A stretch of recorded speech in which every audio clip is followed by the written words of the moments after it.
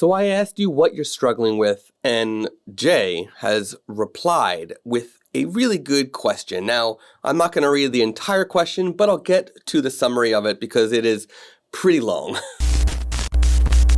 Pricing is the hardest for him. He believes that it's because he doesn't have a niche, that he's not focused on one type of photography, but actually multiple types of photography. He's also got the same struggle that many other photographers do around the world, where there are a lot of photographers doing really cheap work, offering their services for very little amount of money, and that makes competing with them very hard. So he's wondering how he should think about pricing for portraits of people, animals, funerals. I've never seen a photographer at funerals.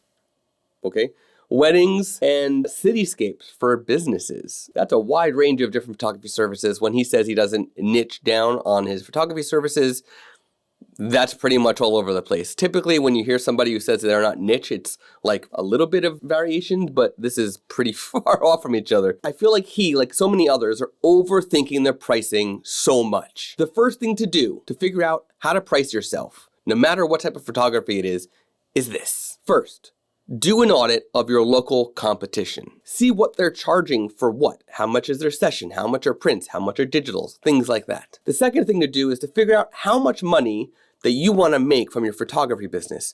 Are you going for it full-time? Are you a full-time photographer? Are you a part-time professional photographer trying to make money on the side, some extra cash, so to speak? Once you know that number, divide it by how many sessions that you want to do per month and times that by 12. Once you know that number, you can determine just how much you need to charge per customer. By the way, that does not mean per session.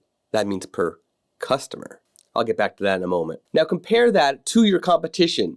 Do you need to lower your price a little bit? Do you need to raise your price a little bit? Compare it to your competition so that you are competitive, but you also don't undersell yourself, undervalue yourself. So here's an example. Let's say that you want to make $20,000 a year just from your photography, and you want to do 2 sessions every month. That would be 20 divided by 24, and that gives me $833 a session. And I feel like that's an achievable goal for most professional photographers. Now, I'm not saying, and this gets back to the session versus customer thing, I'm not saying you have to charge $833 just for your session.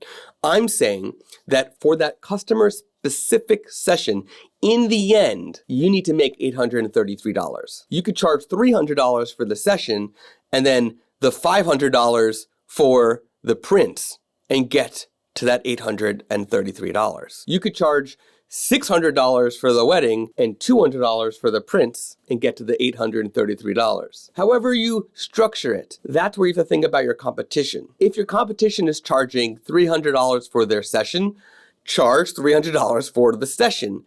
But then you have to work on the selling skills, the sales aspect of this, either during the session or directly after the session to sell that additional amount to get you to your goal. So I hope that helped everybody watching this to think clearly about their pricing and how they price their photography. Don't overthink it. Don't make it more complicated than it has to be. If you like this video, click that subscribe button below right now. I publish new videos every Monday and Thursday whenever possible. You don't want to miss it. So if you have any questions, comments, or you want to share your struggles, either comment below or shoot me an email. I would love to hear from you.